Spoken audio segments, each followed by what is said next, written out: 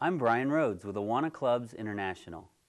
You and I both know how important it is that children be welcomed into the local church. The church plays a vital role in training. The local church should be a safe haven for youth and children. Parents should never have to worry about the safety of children at church. Because of this, to accomplish your training and ministry goals, that's why we want to encourage your church leaders to use this new training series from Christian Ministry Resources. This series, Child Protection, and you'll learn how to develop policies and practices for protecting the children. You'll also find valuable information to help protect the workers in your children's ministry from false allegations. So thank you for taking time to view this video and placing emphasis on the importance of protecting your children.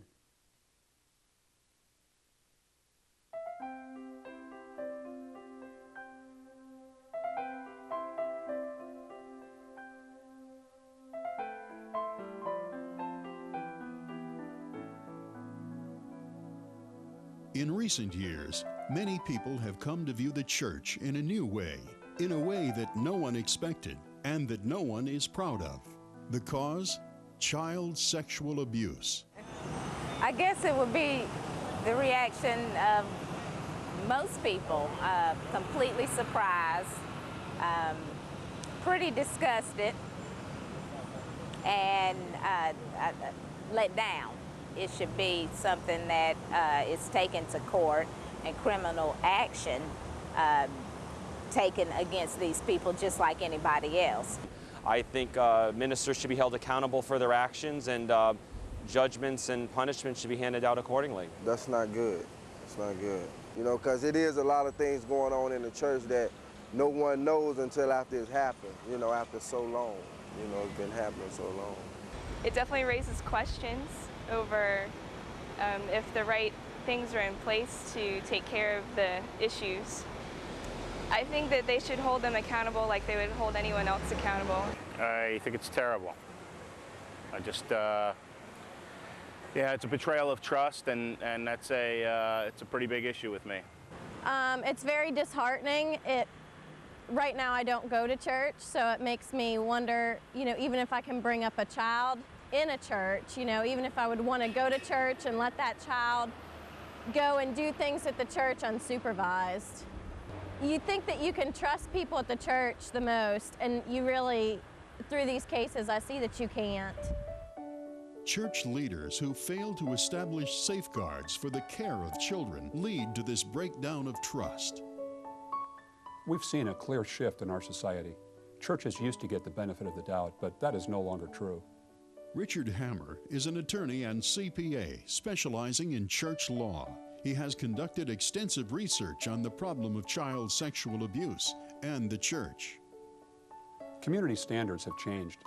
Churches, just like any other organization that works with children, whether it's the Boy Scouts, the YMCA, or your local school district, are being held to a higher standard of care than in the past. A failure to take those standards seriously could result in significant legal problems if an incident of child sexual abuse should occur.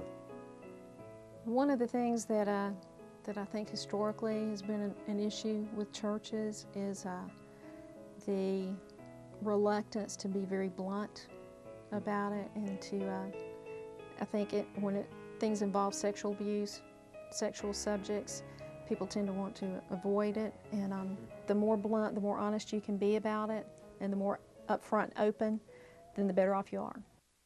Dr. James Cobble has been working with church leaders for over 15 years to reduce the risk of child sexual abuse.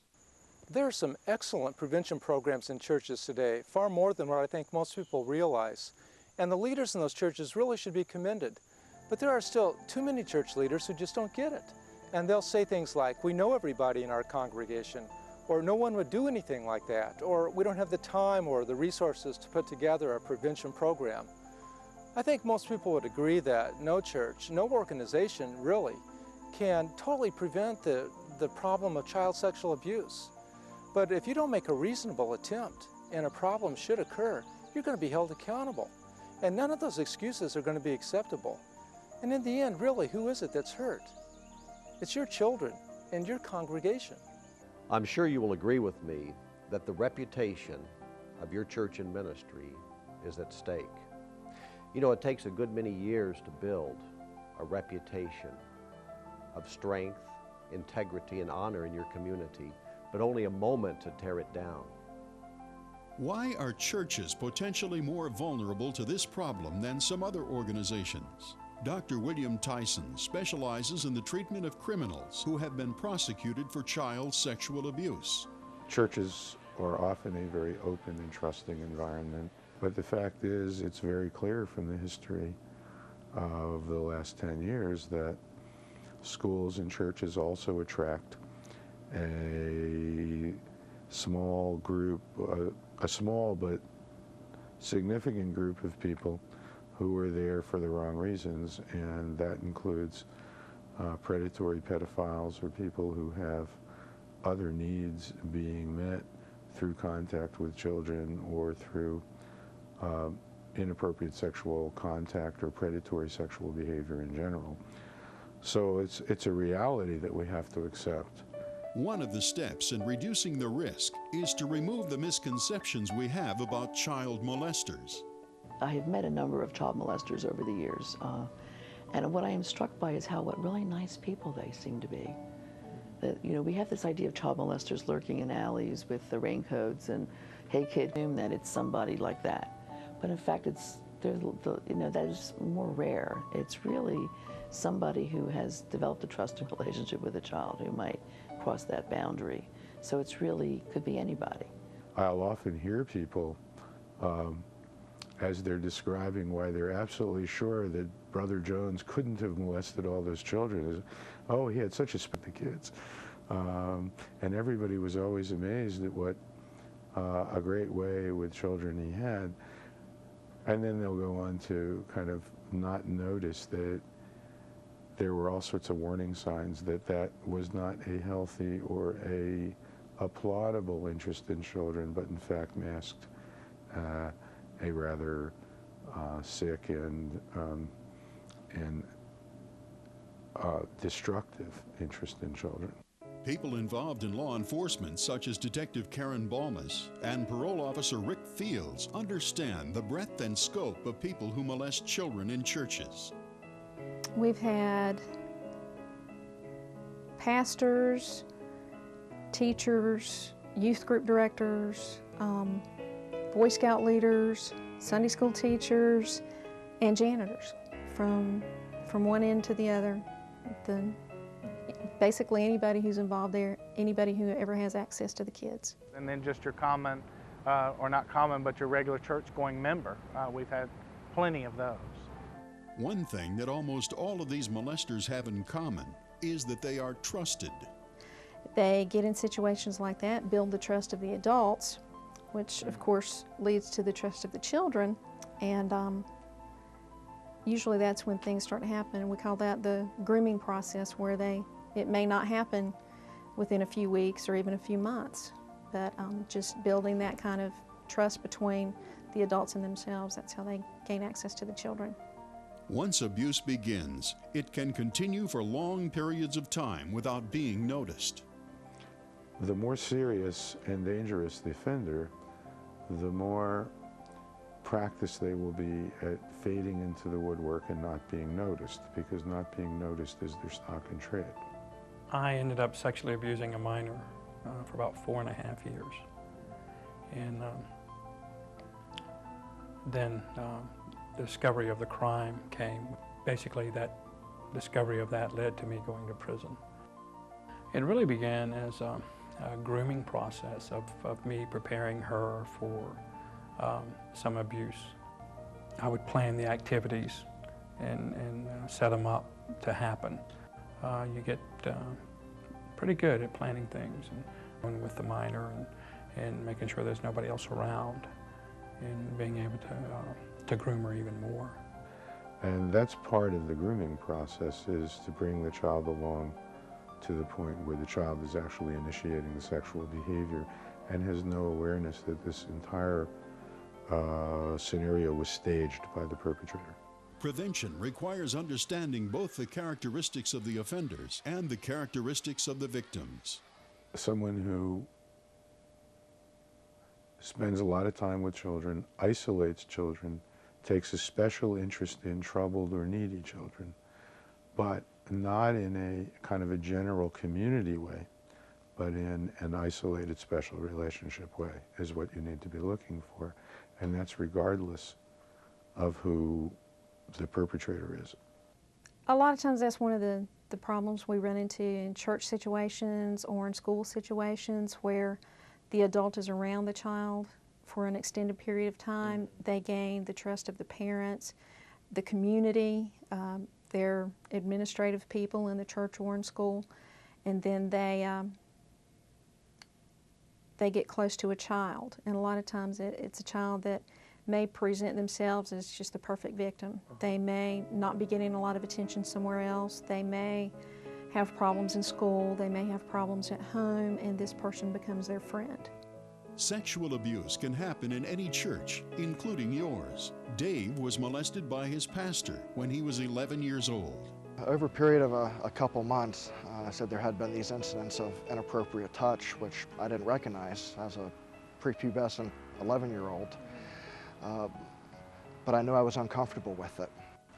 And he took me to, at the house where he lived, took me to a back room, which was also set up as an office, and closed and locked the door, which then proceeded to unbuckling my pants. I clearly knew at that point that something inappropriate had happened, even though I really didn't understand the sexual act.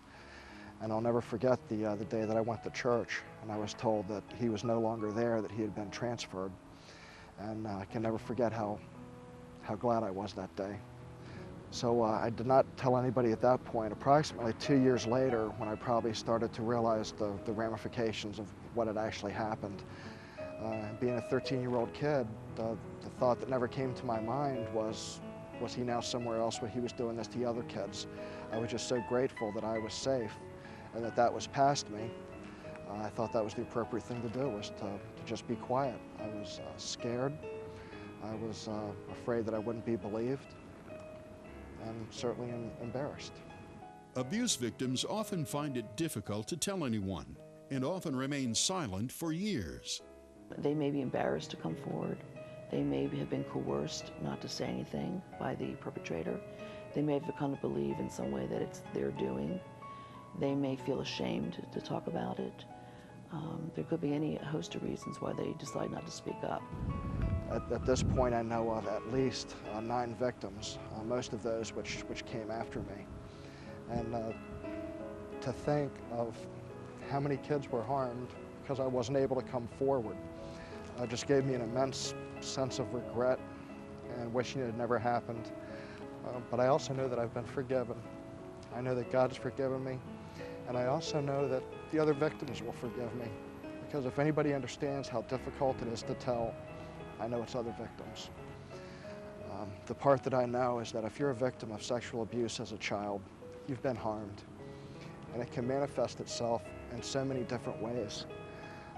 I think for me, it was maybe lack of self-esteem, eating disorders, substance abuse, and probably now, as I've gone through this process of the past 15 months, I realized probably the greatest harm that was done to me was not only the sexual abuse, but the spiritual abuse of realizing that I was never able to turn my life over to God and to trust Him completely.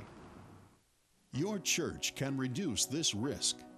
The first step is to screen both paid and volunteer workers. This includes using a written application, conducting reference checks, and conducting interviews. We have a protection policy which involves screening. We ask all volunteers and staff people to fill out a screening form. There's a booklet that goes with it, so we ask them to read and understand it, ask questions about anything they don't understand. One of the main things that we do is we do a background investigation on any employee who is going to be working directly with children. And for that matter, we do a background check on every employee, whether it's ministerial, administrative, child care. All those employees, we'll do a background screen so that we'll understand what they're bringing to us in addition to their skill set. We need that information so that we can make that kind of judgment as to whether or not we're going to put our children with these adults. Well, every employee of the church has to go through, of course, an interview process. They have to go through an application process. So we do a very thorough job of screening out an employee. We don't want to hire anybody that's got any kind of a background or history of the problem. One of the key prevention strategies in using volunteers is the 6-month rule. Require volunteers to be members of the church for a period of time before they can volunteer to work with children. This will help ward off molesters who want quick access to children. I think a decent interval needs to follow, 6 months maybe. Get to know that volunteer that's come in. You know, what really are their convictions? I mean, are they Christ-driven? Are their motivations such that they really want to help the children? After screening, the second step is to train and supervise workers. An important safety precaution is to use 2 or more adult supervisors whenever possible. In addition, we have procedures for operating of programs, like 2-adult rule, 2-adult or open door at all times. And that would involve being sure that there's always 2 people that have gone through that entire screening process present in leadership over children or minors. And then if for any reason there's only one, a door is open. We've been sure that in all of our children rooms, the half doors have been installed or doors with windows are in place so that there's always the ability to supervise, to observe for anybody walking by to see what's going on. Be on the lookout for inappropriate relationships. People generally aren't going to do something when they think somebody else is looking.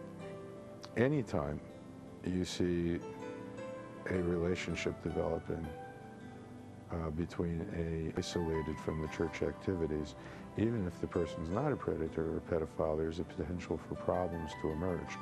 And that needs to be watched, and those kinds of relationships need to be closely supervised and intervened in. It's just simply bad practice, and for any number of reasons can lead to problems. Appoint workers to monitor your facilities, especially isolated areas.